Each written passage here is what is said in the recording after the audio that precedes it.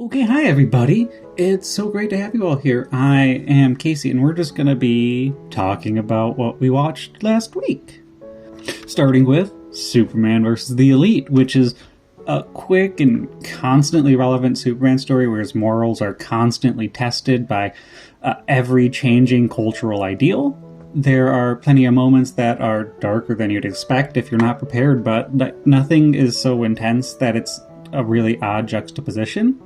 And as the DC animated catalog has grown, this really has stood out more and more as one of the better ones. I'm really happy this exists. I think this is a movie that needs to exist. I believe all the performances are on point. For a straight-to-DVD animated movie, the animation is pretty quality. Yeah, I'm really happy with Superman vs. the Elite. What do you think? But after that, I finally got to check out Transformers Rise of the Beasts, which came out last year, but I had skipped the last two Transformers movies because I absolutely loathed Age of Extinction.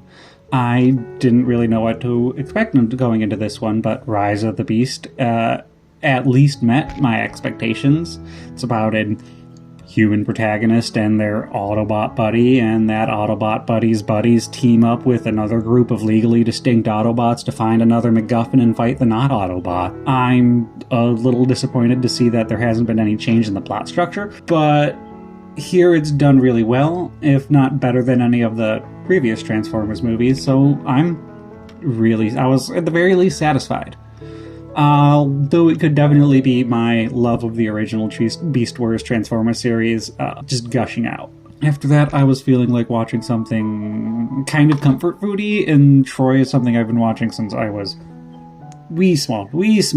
It's a really low, practically ground-level fantasy epic that readapts a classic story about horny royalty dooming their kingdom to be pillaged and murdered because royalty really wants to get his love on by running away with another king's wife. I think everyone in the movie read the memo. Brad Pitt and Eric Bana. Every character is well cast. Every performance has some sort of layer to it. The fights are well choreographed, and the cinematography is really stunning throughout. I think some of the writing is a little dense, but it feels like that's intentional, like it's supposed to be a little Shakespearean. It's a Greek tragedy.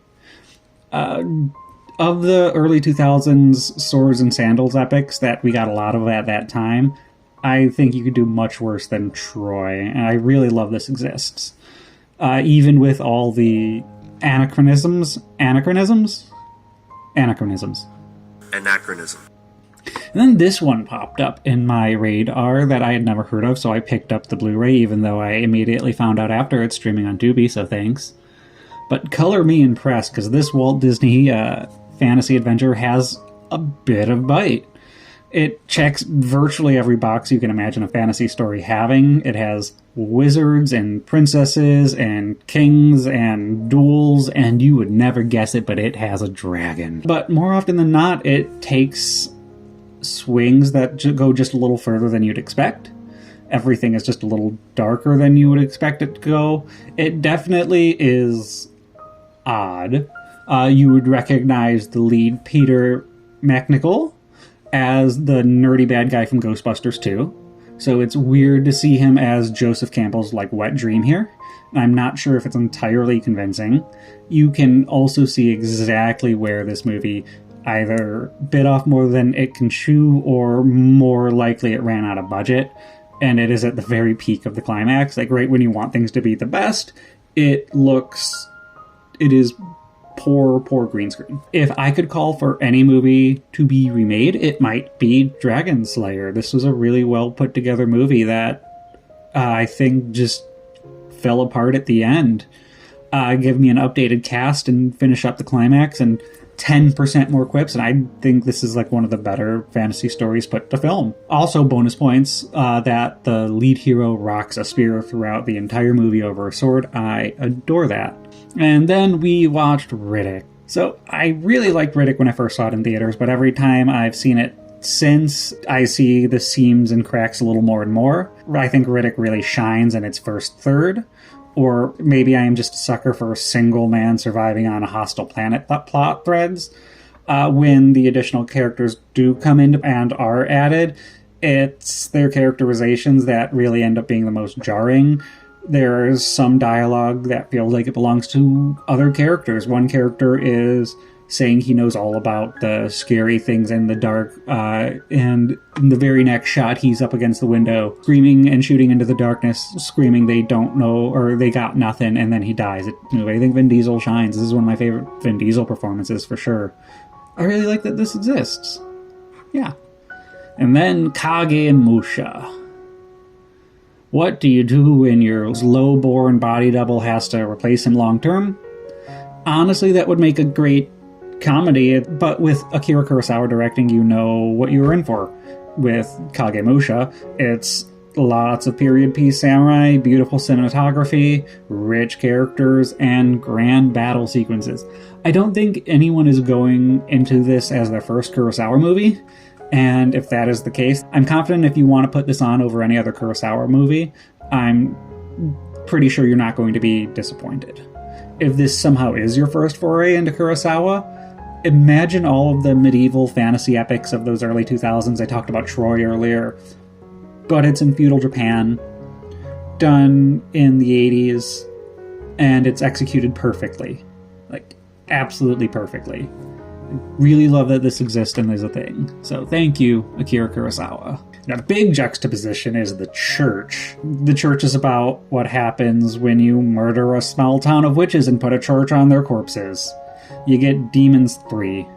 And I was really surprised going into this to learn it was the third of Dario Argento's Demons series, until about one-third of the way into the movie where it explicitly becomes a demon movie. That first third does more than enough to make the church stand on its own, though, as it was intended. This isn't Demons 3, this is the church. This is easily the most cohesive and easy to consume of the series, especially for, I'd say, an American audience. If you're not used to all of the weird dubbing, I think it's a little less and subdued here. But all the hallmarks of Italian horror cinema are here. Even outside of the dubbing, there are exaggerated performances. There is no lack of tits and ass and sexy time, and a lot of really well done creature effects. Its tagline is, "You haven't got a prayer, but I am a godless heathen anyway, so I love this exists." And King Kong Escapes. What a delight to find this as a triple feature for $5 with Peter Jackson's King Kong and the original King Kong vs. Godzilla.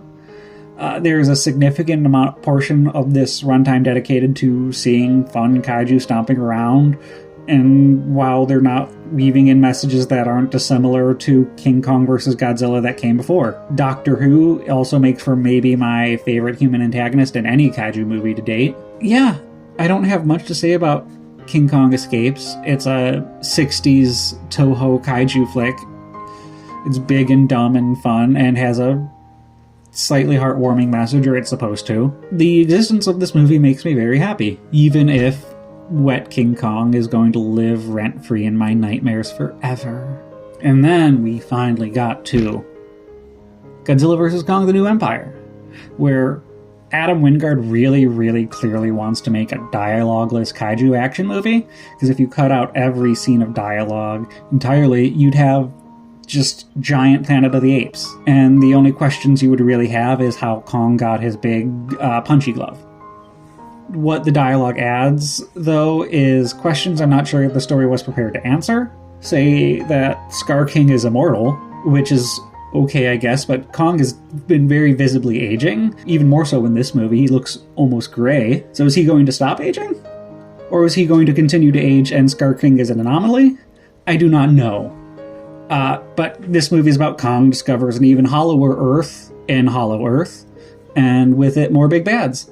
Godzilla is there getting himself jacked up in the background until the plot is ready for him. Meanwhile, we are taking detours to explore the Head of Monarch's adventures in motherhood and her daughter's feelings of isolation, which are really important themes, and I love these themes. But I think the movie shines when Adam gets his dialogue-free kaiju story. Kong continues to shine as the lead of these monster mashes, with clear, well-thought-out action sequences that are, I found, unique and entertaining throughout. I think Godzilla x Kong wants to be big fun with big heart, and it certainly was that for me more often than not. And I am a very happy Godzilla fan because this exists. And finally, Ghostbusters The Frozen Empire. And oh, they done let loose a god again. And this one is cold. Otherwise, it feels like a studio-mandated Ghostbusters movie, where returning characters are relearning the same lessons from the last movie, and the new characters exist for the sake of existence. With the bland character writing and the rehashed story, what we're left with is mostly a harmless paranormal action comedy romp that at least isn't taking itself too seriously. I didn't love Ghostbusters Frozen Empire, but I'm happy it exists. Didn't, offend me. That's everything we watched last week. 10 great movies. 10 movies I thought I had a really fun time with. I didn't lose any sleep or time with this lot. Otherwise, yeah. Thank you for joining me and being here. Have a great week and be good. Be good people. That's Ted Meats' thing. I can't steal that.